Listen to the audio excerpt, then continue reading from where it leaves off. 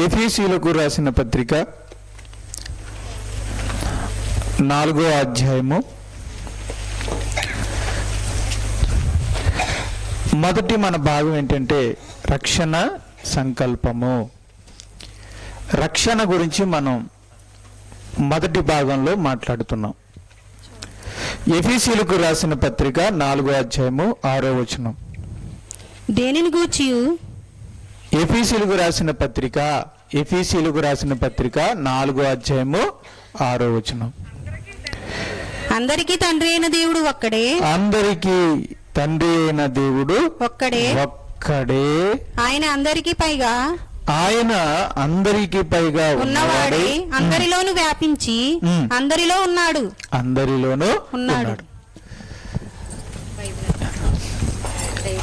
ఈ భూమి మీద ఎన్నో దేశాలు ఉన్నాయి, ఎన్నో భాషలు మాట్లాడేవారు ఉన్నారు. ఈ భూమి మీద మనుషులు ఎంతో మందిని ఆరాధిస్తున్నారు. కానీ ఈ భూలోకానికి, ఈ మానవ లోకానికి ఆరాధించదగిన దేవుడు ఒక్కడే. సృష్టికర్త అయినటువంటి దేవుడు ఒక్కడే. సృజించినటువంటి తండ్రి అయిన దేవుడు ఒక్కడే. ఆయన తండ్రి అయిన దేవుడు, అందరికీ తండ్రి అయిన దేవుడు ఒక్కడే. ఎన్ని దేశాలు ఉన్నాయి, అన్ని దేశాలకి వెలుగునిచ్చే సూర్యుడు ఒక్కడే. ఎన్నో దేశాలు ఉన్నాయి, అన్ని దేశాలకి వెలుగునిచ్చే చందమామ ఒకటే. భారతదేశానికి ఒక సూర్యుడు, అమెరికా వాళ్ళకు ఒక సూర్యుడు ఉండడు. 200 దేశాలకు వెలుగునిచ్చే సూర్యుడు ఒకటే. 200 దేశాలకు వెలుగునిచ్చే చందమామ కూడా ఒకటే. దీన్ని బట్టే అర్థమవుతుంది దేవుడు ఒక్కటే. 200 దేశాలు ఉన్నప్పటికీ ఈ 200 దేశాలు ఎన్ని భూముల మీద ఉన్నాయి? ఒక భూమి మీదే ఉంది. అక్కడే అర్థమవుతుంది మనం ఉన్నటువంటి ఈ ప్రపంచంలో 650 కోట్ల మంది ఒక భూమి మీదే ఉన్నారు. ఒక సూర్యుని వెలుగుని అనుభవిస్తున్నారు. ఒక చందమామనే ఆ వెలుగును, లేదంటే ఆ యొక్క చందమామ యొక్క వెన్నెలను అనుభవిస్తున్నారు. భూమి ఒకటే, సూర్యుడు ఒకటే, చంద్రుడు కూడా ఒకటే, మనలందరినీ సృష్టించిన భగవంతుడు కూడా ఒకటే. అపోస్తుల కార్యాలు 17వ అధ్యాయము 26వ వచనం. అపోస్తుల కార్యాలు 17వ అధ్యాయము 26వ వచనం. మరియు యావత్తు భూమి మీద కాపురముండుటకు ఆయన ఒకని నుండి ప్రతి జాతి మనుషులను సృష్టించి, అమెరికా వాళ్ళని, భారతీయుల్ని, ఇంగ్లీష్ మాట్లాడేవాళ్ళని, తెలుగు మాట్లాడేవాళ్ళని, సంస్కృతం మాట్లాడేవాళ్ళని, తమిళం మాట్లాడేవాళ్ళని, హిబ్రూ మాట్లాడేవాళ్ళని, అరబ్బు మాట్లాడేవాళ్ళని, తెల్లగా ఉండేవారిని, చామంచాయలో ఉండేవారిని, నల్లగా ఉండేటువంటి మనుషుల్ని, ఈ భూమి మీద కొన్ని కోట్ల మంది రకరకాల జాతుల వారు ఉన్నారు. రకరకాల భాషలు మాట్లాడేవారు ఉన్నారు. అయినప్పటికీ ఈ కోట్ల మంది మనుషులు వచ్చింది ఒక మనిషి నుండే ఈరోజు ఇన్ని కోట్ల మంది మనుషులు పుట్టారు. మనుషులందరూ వేరు వేరు కాదు. ఈ భూమి మీద ఉన్న మనుషులందరూ కూడా ఒక్కటే. ఒకని నుండి వచ్చిన వారే ఈ మనుషులందరూ ఒక్కటే. అందరికీ దేవుడు ఒక్కడే, మనుషులందరూ కూడా ఒక్కటే. అపోస్తుల కార్యాలు 17వ అధ్యాయము 30వ వచనం. ఆ జ్ఞాన కాలములను దేవుడు చూచి చూడనట్టుగా ఉండెను. ఇప్పుడైతే అంతటను అందరూ మారు మనసు పొందవలెనని మనుషులకు ఆజ్ఞాపించుచున్నాడు. ఒక్కడే ఉన్న దేవుడు ఈ మానవులందరినీ కూడా మారు మనసు పొందమని ఆజ్ఞాపిస్తున్నాడు. మారు మనసు పొందమని, మనసు మార్చుకోమని, పశ్చాత్తాపడమని దేవుడు కోరుతున్నాడు, ఆజ్ఞాపిస్తున్నాడు. అలాగే 1 తిమోతి 2వ అధ్యాయము 4వ వచనం. 1 తిమోతి 2వ అధ్యాయము 4వ వచనం. ఆయన మనుషులందరూ రక్షణ పొంది పొంది సత్యమును గూర్చిన అనుభవ జ్ఞానము గలవారై ఉండవలెనని హెచ్చించుచున్నాడు. అందరికీ ఒక్కడే దేవుడు. ఆ దేవుడు మనుషులందరూ రక్షణ పొందాలి అని ఇష్టపడుతున్నాడు, కోరుతున్నాడు అని. ఆ ఏకైక దేవుడు, మానవులందరినీ సృష్టించిన దేవుడు, అందరూ మారు మనసు పొందాలి, అందరూ రక్షణ పొందాలి అని కోరుతున్నాడు. ఎందుకని రక్షణ పొందాలి? ఎందుకు మానవులందరూ మారు మనసు పొందాలి? ఎందుకు మానవులందరూ కూడా రక్షణ పొందాలని దేవుడు అనుకుంటున్నాడు? ఈరోజు మీరు దేవుని దగ్గరికి వెళ్ళి, దేవుడా నీ మనసులో ఉన్న కోరిక ఏంటి అని ఒకళ్ళు అడిగితే దేవుడు చెప్పేటువంటి జవాబు ఏంటంటే, ఈ భూమి మీద ఉన్న మానవులందరూ మారు మనసు పొందాలని నేను కోరుకుంటున్నాను, ఈ భూమి మీద ఉన్న మానవులందరూ కూడా రక్షణ పొందాలని నేను కోరుకుంటున్నాను అని దేవుడు మొదటిగా చెప్తాడు. ఆయనకున్న మొదటి కోరిక ఇదే. ఎందుకు మనుషులందరినీ రక్షణ పొందాలి, మారు మనసు పొందాలని దేవుడు అనుకుంటున్నాడు? అంతలా ఎందుకు కోరుకుంటున్నాడు? ఇంతకీ రక్షణ అంటే ఏంటి? రక్షణ అంటే విడుదల, కాపాడబడటం, తప్పించబడటం, ఒక గొప్ప ప్రమాదం నుంచి, ఒక ప్రమాదకరమైన స్థితిలో నుంచి తప్పించుకోవడాన్ని, విడిపించబడడాన్ని, కాపాడబడడాన్ని రక్షణ అంటారు. ఉదాహరణకి ఎవరైనా ఒక మంటల్లో చిక్కుకుపోతే ఆ చిక్కుకుపోయిన వ్యక్తిని బయటికి తీసుకురాగలిగితే ఆమె ప్రాణాలని రక్షించినట్టుగా మనం మాట్లాడుతాం. మంటల్లో చిక్కుపోయిన ఒక వ్యక్తిని తెలివిగా ఆ మంటల్లో నుంచి బయటికి తీసుకురాగలిగితే, ప్రాణాలతో నిలబెట్టగలిగితే ఏమంటారు? రక్షించారండి, ఎంత అద్భుతంగా ఆ వ్యక్తిని రక్షించారండి. అగ్ని మాపక దళం వాళ్ళు చాలా సాహసోపేతముగా ఆ ఇంటిలోకి ప్రవేశించి ఆ వ్యక్తిని కాలిపోయి చచ్చిపోకుండా బయటికి తీసుకొచ్చి ప్రాణాలతో నిలబెట్టారు, ఆమె ప్రాణాలని రక్షించారు అంటారు. అంటే ఒక ప్రమాదం నుంచి కాపాడడాన్ని, తప్పించడాన్ని, విడుదల చేయడాన్ని రక్షణ అని అంటారు. దేవుడు మనుషుల్ని కూడా రక్షించబడాలనుకుంటున్నాడు, తప్పించబడాలనుకుంటున్నాడు, విడుదల పొందాలనుకుంటున్నాడు. ఇంతకీ ఏంటా ప్రమాదం? దేని నుంచి తప్పించుకోవాలి, దేని నుంచి విడుదల పొందాలి, దేని నుంచి నా పిల్లలు, నా మనుషులు కాపాడబడాలని దేవుడు అనుకుంటున్నాడు అంటే, దీనికి బైబిల్ ఇచ్చే జవాబు మత్తయి సువార్త 1వ అధ్యాయం.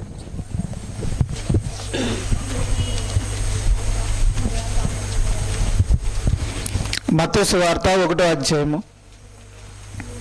21వ వచనం. ఆమె యొక్క కుమారుని కనును, తన ప్రజలను వారి పాపముల నుండి రక్షించును గనుక ఆయనే రక్షించును.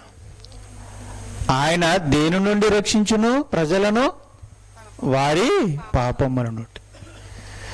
అంటే దేవుడు ఈ మనుషుల్ని, ఈ ప్రజల్ని రక్షించబడాలి అని కోరుకుంటున్నాడు. దేని నుండి అనంటే వారి పాపముల నుండి. మనుషులు తాము చేసే పాపముల నుండి విడుదల పొందాలని దేవుడు కోరుకుంటున్నాడు. రెండోదిగా మత్తయి సువార్త 23వ అధ్యాయము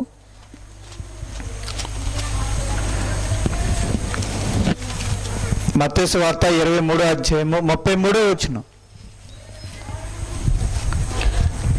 సర్పములారా,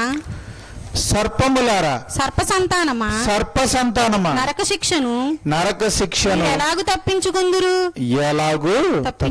అంటే ఎలా తప్పించుకోవాలి అనేది పక్కన పెడితే, ఎందుకు దేని నుండి తప్పించుకోవాలి? నరక శిక్ష నుండి. పాపము చేసే మనిషికి మరణం తర్వాత ఎదురబోయే శిక్ష నరక శిక్ష. ఇది ఈ లోకంలో ఉండే జైలు శిక్ష కంటే, యావజ్జీవ కారాగార శిక్ష కంటే, ఈ లోకంలో ఉన్నటువంటి మరణ శిక్ష కంటే భయంకరమైనది, ప్రమాదకరమైనది, మనం ఊహించలేనిది. అటువంటి భయంకరమైనటువంటి శిక్ష నరక శిక్ష. పాపము, ఈ శరీరం, ఈ ఆత్మ కలిసి చేసేటువంటి ఈ పాపాన్ని ఈ శరీరం సుఖంగా అనుభవిస్తుంటే ఆత్మ కూడా సంతోషిస్తూ ఉంటుంది. ఈ ఆత్మ, ఈ దేహము కలిసి ఈ భూమి మీద సంతోషంగా ఈ పాపాన్ని బట్టి సుఖిస్తూ సంతోషిస్తూ లోపల పాపానికి బానిసై జీవిస్తూ మరణించిన తర్వాత తీర్పులోకి వెళ్తుంది. అక్కడ దేవుడు విధించే శిక్ష నరక శిక్ష. ఆ నరక శిక్ష నుంచి తప్పించబడాలని దేవుడు కోరుకుంటున్నాడు. రోమాపత్రిక 5వ అధ్యాయము, రోమాపత్రిక 5వ అధ్యాయము 9వ వచనం. కాబట్టి ఆయన రక్తము వలన ఇప్పుడు నీతిమంతులుగా తీర్చబడి మరింత నిశ్చయముగా ఆయన ద్వారా ఉగ్రత నుండి రక్షింపబడుదుము. ఉగ్రత నుండి రక్షింపబడుదుము. దేని నుండి? ఉగ్రత నుండి. ఉగ్రత నుండి. దేని నుండి రక్షించబడాలని దేవుడు అనుకుంటున్నాడంటే దేవుని ఉగ్రత నుండి రక్షించబడాలని దేవుడు అనుకుంటున్నాడు. ఆ ఉగ్రత ఎవరిది? దేవునిది. తనకు వ్యతిరేకంగా మనుషులు చేస్తున్న పాపాన్ని బట్టి, వాళ్ళ తలంపులను బట్టి, వాళ్ళ చెడు ఆలోచనలను బట్టి, చెడు క్రియలను బట్టి, తన ఆజ్ఞలను అతిక్రమిస్తూ బ్రతుకుతున్న విధానాన్ని బట్టి నీతిమంతుడు, న్యాయవంతుడు, సత్యవంతుడైనటువంటి దేవునికి వస్తున్న కోపం, అది న్యాయమైన కోపం. అదే దేవుని ఉగ్రత. దేవుడు మానవులందరినీ కూడా వీటన్నిటి నుంచి తప్పించబడాలని దేవుడు కోరుకుంటున్నాడు. దేవుడు ఒక్కడే నా దేవుడు ఈ మానవులందరినీ కూడా ఈ పాపం నుండి, నరక శిక్ష నుండి, దేవుని ఉగ్రత నుండి తప్పించబడాలని దేవుడు కోరుకుంటున్నాడు. మన పిల్లలు ఒక కారు యాక్సిడెంట్లోనో లేకపోతే ఏదన్నా మంటలు చిక్కుకున్న ఇంటిలోనో, క్షమించండి, ఒక ఇంటిలో మంటలు వ్యాపించినప్పుడు, ఆ ఇంటిలో మన పిల్లలు చిక్కుకున్నప్పుడు, వాళ్ళు కొద్దిసేపట్లో కాలిపోతారని తెలిసినప్పుడు ఏ తల్లిదండ్రులైనా ఏం చేస్తారు? ప్రాణాలకు తెగించి వారిని రక్షించుకోవాలని అనుకుంటారు. అలాగే దేవాది దేవుడు పాపము చేస్తూ పాపానికి బానిసలై మనశ్శాంతి లేక బ్రతుకుతున్నారే, పైకి మాత్రం పాపం చేస్తూ ఈ శరీరంతో సుఖిస్తున్నారు, సంతోషిస్తున్నారు, తమ కోరికలు తీర్చుకుంటున్నారు. కానీ లోపల ఆత్మలో వాళ్ళ మనసాక్షి గద్దిస్తుంది. మీరు చేసేది తప్పు, నువ్వు నడిచే మార్గం తప్పు, నువ్వు మాట్లాడుతున్న మాటలు తప్పు, నువ్వు చూసే చూపులు తప్పు, నీ ఆలోచనలు తప్పు అని లోపల మనసాక్షి గద్దిస్తూనే ఉంది, దోషారోపణ చేస్తూనే ఉంది. అందుకే ఆత్మలో సమాధానం లేదు, అందుకే ఆత్మలో సంతోషం లేదు. పైకి విరుద్ధంగా దేవునికి ప్రవర్తించినా లోపల ఎవరో నీతో మాట్లాడుతున్నారు, ఎవరో నిన్ను గద్దిస్తున్నారు, ఎవరో నిన్ను అరుస్తున్నారు నీ మీద. ఎందుకు ఇలా జీవిస్తున్నావు? నువ్వు ఎందుకు ఇలా ఉండాలి? సమాజంలో ఎంతోమంది మంచిగా జీవిస్తుంటే నువ్వు ఎందుకు ఇలా ఉన్నావు? నీ ఆలోచనలు ఎందుకు ఇలా ఉన్నాయి? నీ మాటలు ఎందుకు ఇలా ఉన్నాయి? నీ ప్రవర్తన ఎలా ఎందుకు ఉంది? మరి నువ్వు ఒక మంచివాడిగా బ్రతకకూడదా? ఎందుకెలా నువ్వు జీవిస్తున్నావని లోపల ఒక ఘోష అనేది ఉంటుంది. ఆ ఘోషే ఆత్మఘోష, ఆత్మలో ఉండేటువంటి ఘోష. అది మనస్సాక్షి. ఈ మనసాక్షి ఇలా దోషారోపణ చేస్తూ ఉంటే, ఆత్మ ఘోషిస్తూ ఉంటే ఏ హృదయం సమాధానంగా ఉంటుంది? అందుకే పాపం వల్ల వచ్చే సుఖంతో శరీరం సుఖపడొచ్చేమో కానీ ఏ వ్యక్తి ఆత్మలో సమాధానంగా ఉండలేడు. ఇది ఖచ్చితం. ఖచ్చితంగా మనసులో ఒకలాంటి బాధ ఉంటుంది, హృదయంలో ఒక నొప్పి ఉంటుంది, ఆత్మలో ఒక వేదన ఉంటుంది. అది తీరదు, అది మానదు. అందుకనే మీరు చూడండి, బాగా ధనాన్ని సంపాదించిన వారు, సెలబ్రిటీస్లు అనుకున్న వాళ్ళందరూ కూడా డిప్రెషన్కి వెళ్తారు. మీరు ఎప్పుడైనా చదివి ఉంటారు వార్తల్లో. ఈరోజు ఎవరైతే ప్రముఖ సినీ నటులు ఎవరైతే ఉన్నారో, సెలబ్రిటీలుగా ఎవరైతే పిలుస్తున్నారో, వాళ్ళకు ఒక ఘనత ఉంది, ప్రజల్లో ఒక పేరు ఉంది, వాళ్ళు దాన్ని బట్టి బాగా సంపాదించుకున్నారు, ఆస్తిగా ఉన్నారు. కానీ ఒక్కొక్క సమయంలో వాళ్ళు కౌన్సిలింగ్కి వెళ్తారు. బికాస్ వాళ్ళు డిప్రెషన్కి గురవుతారు. చాలామంది సినిమా యాక్టర్స్, ప్రముఖ రాజకీయవేత్తలు, బాగా ధనికులు ఖచ్చితంగా కౌన్సిలింగ్కి వెళ్తారు, డిప్రెషన్కి గురవుతారు. ఏంటి డిప్రెషన్? ఎందుకు డిప్రెషన్? ఏంటి? జీవితంలో సంపాదించాల్సింది సంపాదించారు, సంపాదించాల్సింది పేరు సంపాదించుకున్నారు, ప్రజల్లో పేరును, ధనాన్ని, ఒక మంచి ఫేమ్ని సంపాదించుకొని వాళ్ళు ఎందుకు డిప్రెషన్కి వెళ్ళాలి? జీవితంలో ఎన్నో సాధించి, ఎన్నో అవార్డులు పొంది, ప్రజల మధ్య ఎంతో ఘనత పొందిన వ్యక్తులు ఎందుకు డిప్రెషన్కి వెళ్ళాలి? ఎందుకంటే వాళ్ళ హృదయంలో ఘోషిస్తుంది. ఏంటది? మనస్సాక్షి. దేవుడు పుట్టించాడు నిన్ను, భగవంతుడు నిన్ను సృష్టించాడు. నువ్వు ఇలా డబ్బులు సంపాదించడానికో, ఇలా ప్రజల మధ్య ఘనతను పొందడానికో, ఒక సెలబ్రిటీగా అవడానికో, ప్రజల మధ్య ఇలా గొప్పవాడు కావడానికో నువ్వు పుట్టలేదు. నువ్వు దేవుని కోసం బతికావు, దేవుని కోసం నువ్వు పుట్టావు, దేవుని కోసం బ్రతకాలి, దేవుని కోసం నువ్వు పుట్టావు, దేవుని కోసం నువ్వు బ్రతకాలి అని ఆ మనసు గద్దించడం వల్ల వాళ్ళ హృదయంలో తెలియనటువంటి ఆవేదన, తెలియనటువంటి అశాంతి ప్రజల్లో ఉంది. ప్రియమైన దేవుని వారలారా, మరి ఈ సమయంలో దేవాదేవుడు ఏమని కోరుకుంటున్నాడంటే, అందరూ మారు మనసు పొంది రక్షణ పొందాలని దేవుడు కోరుకుంటున్నాడు. మరి మన పిల్లలు ఎవరైనా సరే మంటల్లో చిక్కుకుపోతే మనం ఏం చేస్తాం? వారిని ఎలాగైనా సరే రక్షించాలని మనం అనుకుంటాం. అలాగే దేవాది దేవుడు తన పిల్లలు అలాగే నాశనం అయిపోతూ ఉంటే చూస్తూ ఆయన ఉండలేడు గనక, ఆ భగవంతుడు దేవుడు ఏం చేశాడంటే, మానవులందరినీ రక్షించడం కొరకు తన ప్రియకుమారుడైన యేసుక్రీస్తు వారిని ఈ లోకానికి పంపించాడు. ఆయన పంపించినప్పుడు ఆయన ఏం చేశాడు? కొరింథీయులకు రాసిన 2వ పత్రిక,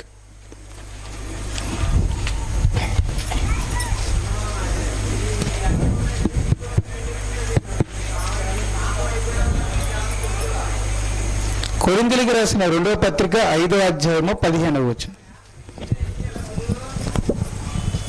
జీవించుట వారికి మీదట తమ కొరకు కాక తమ నిమిత్తము మృతి పొంది తిరిగి లేచిన వాని కొరకే జీవించుటకు ఆయన అందరి కొరకు మృతి పొందిననియు, ఆయన అందరి కొరకు మృతి పొందిననియు నిశ్చయించుకొనిచున్నాము. అందరి కొరకు ఆయన మృతి పొందాడు. ఈ మానవుల్ని రక్షించాలనుకున్న దేవుడు తన ప్రియమైనటువంటి కుమారుని ఈ లోకానికి పంపిస్తే, ఆయన శరీరధారి అయి ఒక మానవుడిగా ఈ లోకానికి పుట్టి, పరిశుద్ధుడిగా జన్మించి, పరిశుద్ధుడిగా జీవించి, చివరిగా తన విలువైనటువంటి ప్రాణాన్ని శిలువ మీద అర్పించాడు. ఎందరి కోసం? అందరి కోసం. ఎందుకు అందరి కోసం? ఎందుకంటే దేవుడు అందరూ మారు మనసు పొందాలి, అందరూ రక్షణ పొందాలని దేవుడు అనుకుంటున్నాడు గనుక యేసుక్రీస్తు అందరి కోసం తన ప్రాణాన్ని అర్పించాడు. అందరి కోసం. ధనవంతుల కోసమే కాదు, పేదవారి కోసం, తెలుగు మాట్లాడే వాళ్ళ కోసమే కాదు, తమిళం మాట్లాడే వాళ్ళ కోసమే కాదు, హిందీ మాట్లాడే వాళ్ళ కోసమే కాదు, ఇంగ్లీష్ మాట్లాడే వాళ్ళ కోసమే కాదు, ప్రపంచంలో ఉన్నటువంటి ఎన్ని భాషలైతే ఉన్నాయో అన్ని భాషలు మాట్లాడే వారందరి కొరకు తన ప్రాణాన్ని పెట్టాడు. అలాగే ఎన్ని దేశాలైతే ఉన్నాయో అన్ని దేశములో ఉన్న ప్రజల కొరకు యేసుక్రీస్తు తన ప్రాణాన్ని పెట్టాడు. ఇంకా చెప్పాలంటే మనకి కనిపించే ప్రతి మనిషి గురించి ఆయన ప్రాణం పెట్టాడు. మీరు ఒకవేళ రోడ్డు మీద ప్రయాణం చేస్తూ వెళ్తుంటే మీకు ఇలా ఊహించుకోండి, మీకు ఎదురయ్యే ప్రతి వ్యక్తిని చూస్తూ, రైట్, నేను అడుగుతున్నాను, మీకు ఎదురయ్యే ప్రతి వ్యక్తి కొరకు యేసుక్రీస్తు వారు ప్రాణం పెట్టారా? అవును, పెట్టారు. మీకు ఎదురయ్యే వారిలో కార్ల మీద వెళ్ళే వాళ్ళు ఉంటారు, మోటార్ సైకిల్ మీద వెళ్ళే వాళ్ళు ఉంటారు, నడుచుకుంటూ వెళ్ళే వాళ్ళు ఉంటారు, జోళ్ళు పట్టుకొని భిక్షాటన చేసుకుని వెళ్ళే వాళ్ళు ఉంటారు, మతిస్థిమితం లేని వాళ్ళు ఉంటారు, ఎంతోమంది హీనస్థితిలో సరైనటువంటి దుస్తులు కూడా లేని వాళ్ళు ఉంటారు. వాళ్ళ కోసం కూడా యేసుక్రీస్తు వారు ప్రాణము పెట్టారు. మనకి విలువలేని వారు కావచ్చు, మనము ధనము లేని వారిని తక్కువగా చూడవచ్చు, కానీ యేసుక్రీస్తు వారి దృష్టిలో అందరూ సమానం. కనుక అందరి కోసము యేసుక్రీస్తు వారు తన ప్రాణాన్ని అర్పించాడు.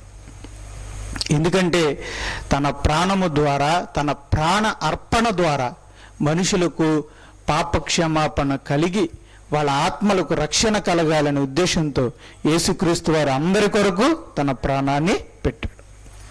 రక్షణ పొందే విధానం, మరి యేసుక్రీస్తు వారు శిలువ మీద ప్రాణం పట్టడం వలన మానవులందరికీ రక్షణ అనేది వచ్చింది. మరి ఇప్పుడు ఆ రక్షణ పొందటం ఎలా? రక్షణ ఎలా పొందుతాము అంటే, యేసుక్రీస్తు నా పాపముల కొరకు మరణించాడని మనం ఒప్పుకోవాలి. మన పాపాల గురించి మనం పశ్చాత్తాపడి మారు మనసు పొందాలి. 3, క్రీస్తుతో కలిసి ఇక మీదట నేను దేవునికి ఇష్టముగా బ్రతుకుతాను అని ఒక నిర్ణయాన్ని తీసుకోవాలి. 4, క్రీస్తు నామంలో బాప్తిసం పొందాలి.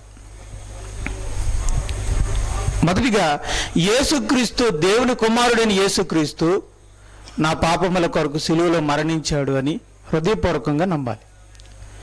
ప్రాణం పెట్టిన సంగతిని నమ్మటమే, జరిగిన దానిని నమ్మటమే. నమ్మకంతోనే సమస్తము సాధ్యం.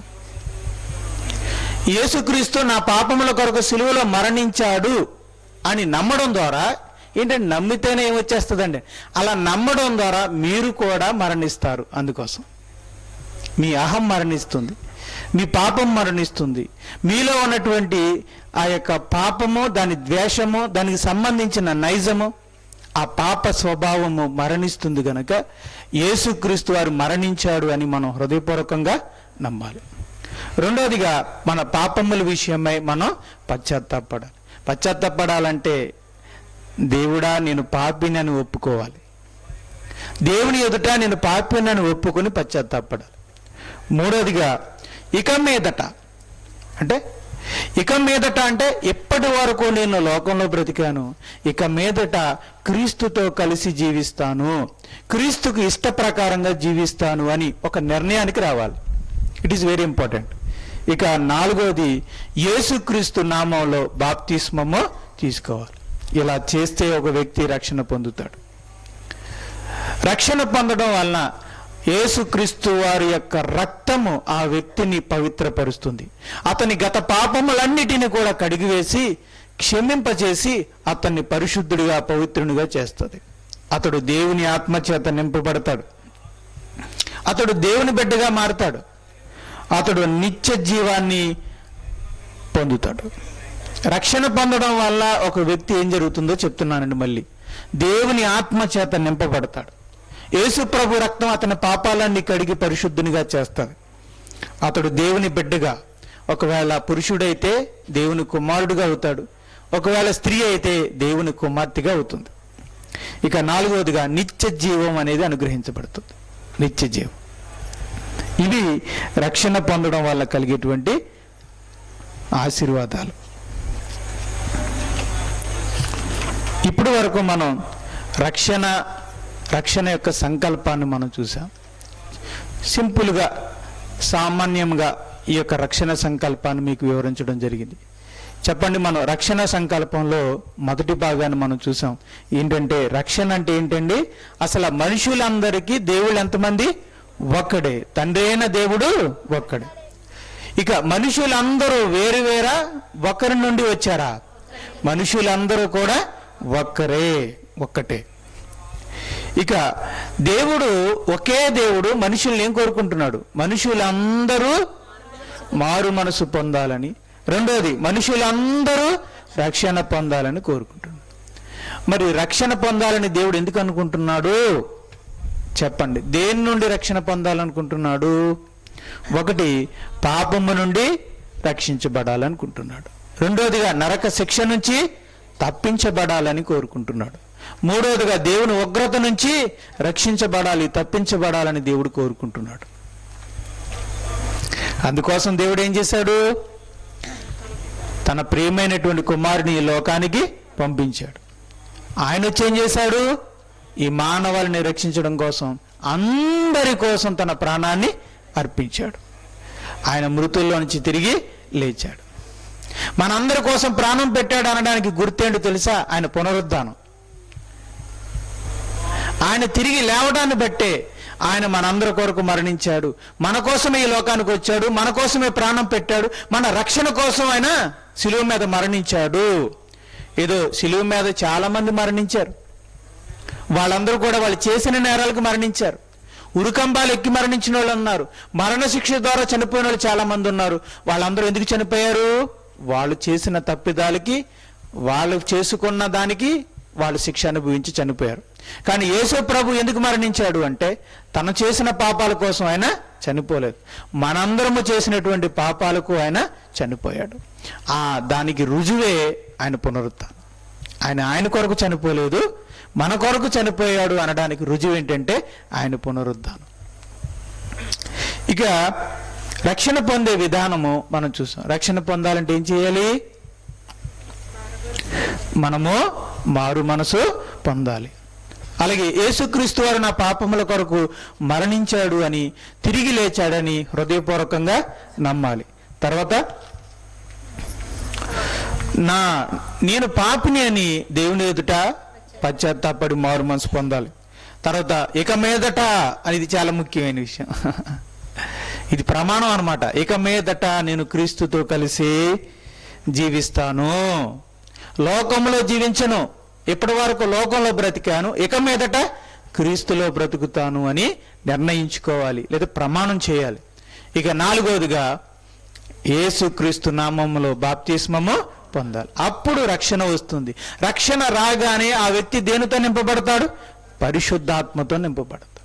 అప్పుడు ఏం జరుగుతుంది? యేసుక్రీస్తు యొక్క రక్తము అతని పాపములను కడిగి పరిశుద్ధపరుస్తుంది. అతడు ఎవరుగా మారతాడు? దేవుని బిడ్డగా మారతాడు, దేవుని కుమారుడుగాను కుమార్తెగాను మారతాడు. ఇక అతనికి ఏం అనుగ్రహించబడుతుంది? నిత్య జీవం అనేది అనుగ్రహించబడుతుంది. ఇది ఈ విధంగా మనిషిని కాపాడాలి, రక్షించాలని దేవుడు అనుకున్నాడు.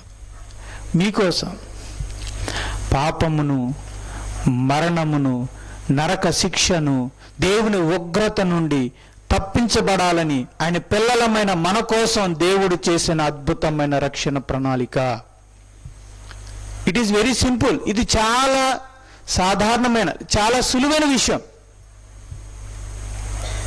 రక్షణ పొందడం చాలా సులువైన విషయం, కానీ మనిషి దాన్ని పొందుకోవడానికి చాలా కష్టపడుతున్నాడు. కారణం ఏంటంటే లోకాన్ని విడిచిపెట్టడానికి, పాప జీవితాన్ని విడిచిపెట్టడానికి, లోకంలో ఇక బ్రతకడానికి ఉండదు, క్రీస్తుతో కలిసి బ్రతకాలి, త్యాగం చేయాలి. అమ్మో నేను అంత త్యాగం చేయలేనని మనిషి ఈరోజు సంకోచిస్తున్నాడు.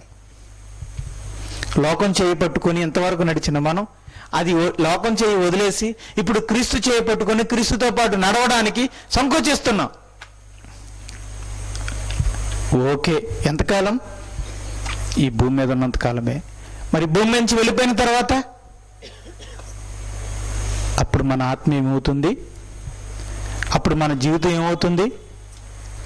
మనం ఇప్పుడు దాకా ఎవరి చేయితే పట్టుకుని లోకంతో చేయి పట్టుకుని నడిచామే, ఆ లోకం ఇక్కడే ఉంటుంది, కానీ మరి మనం మాత్రం ఈ లోకంలో ఉండం కదా.